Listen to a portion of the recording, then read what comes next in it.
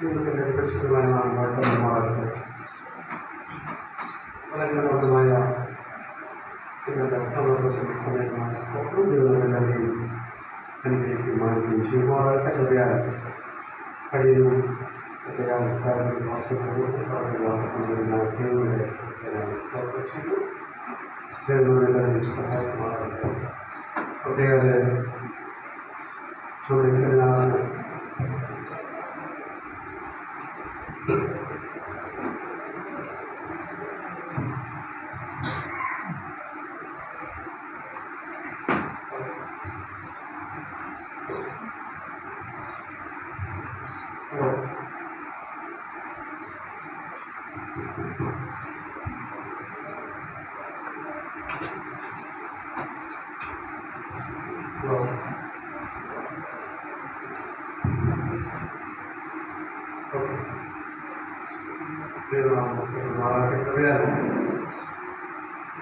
കഥാവികാസനോടൊപ്പം മറ്റു വിശിഷ്യ കഥാവികാസനോടൊപ്പം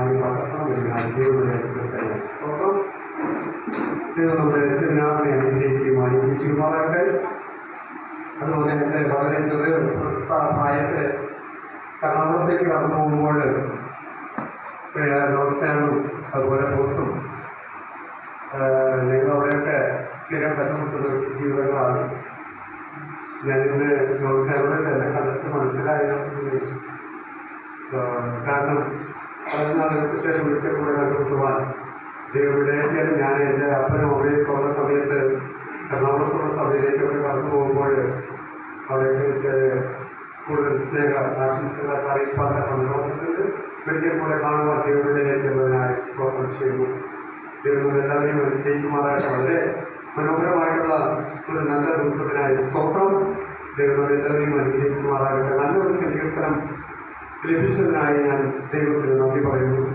അതിനകത്ത് പ്രിയദാസൻ ഇപ്രകാരം പറഞ്ഞു: ആശ്ചര്യത്ത് നട്ടിരിക്കുന്നതും തക്ക കാലത്ത് ഫലം കായ്ക്കുന്നതുമായ ഇലവാടാത്തതുമായ ഒരു വൃക്ഷം പോലെ നാം നിൽക്കുമെന്ന് രേഖപ്പെടുത്തിയിരിക്കുന്നു. പ്രിയമുള്ളവരെ, ഉൽപ്പത്തി പുസ്തകത്തിൽ ഏദനിൽ നിന്ന് ഒരു നദി പുറപ്പെട്ടു. ആ നദി 4 പിരിഞ്ഞു എന്ന് രേഖപ്പെടുത്തിയിരിക്കുകയാണ്. ആ നദിയിലൂടെയാണ് വിശ്വാസ ജീവിതത്തിൽ നാം മുന്നേറുന്നതെങ്കിൽ നാം 1-ാം സങ്കീർത്തനത്തിൽ കേട്ടതുപോലെ ആശ്ചര്യത്ത് നട്ടിരിക്കുന്നതും തക്ക കാലത്ത് ഫലം കായ്ക്കുന്നതും ഇലവാടാത്തതുമായ വൃക്ഷം പോലെ നമുക്ക് നിൽക്കുവാനായിട്ട് സാധിക്കുവാൻ യാതൊരു സംശയമില്ല.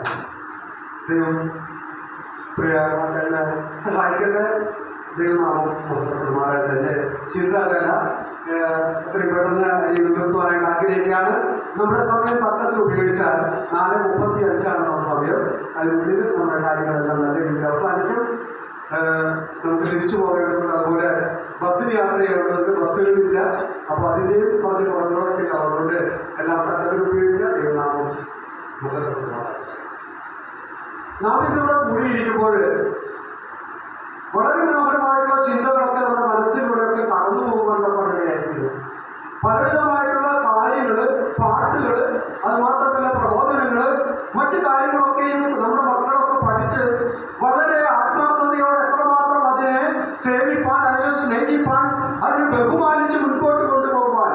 ഇപ്പോൾ ഒരു പാട്ട് പാടണമെങ്കിൽ കുറേ ആവർത്തി അവരുടെ മനസ്സിൻ്റെ ഉള്ളറകളിൽ നിന്ന് അതിങ്ങനെ പാടി പാടി പാടി അതിങ്ങനെ നല്ല ഈണമായി തീർന്നുവോ എന്നുള്ളൊരു ചിന്ത അവരിൽ തന്നെ ബോധം വന്നാൽ മാത്രമേ അത് നല്ലൊരു പ്രസന്റേഷനായിട്ട് തീരുകയുള്ളൂ. അതുപോലെ മക്കള് വാക്യങ്ങൾ വായിക്കും. അതുപോലെ ഇവിടെ എക്സാം നടത്തുന്നുണ്ട് യെരമ്യാ പ്രവചന പുസ്തകത്തിൽ നിന്നൊക്കെ. അതൊക്കെ പലവട്ടം നാം വായിച്ചതിന് ശേഷമാണ് അത് ശരിയാണ്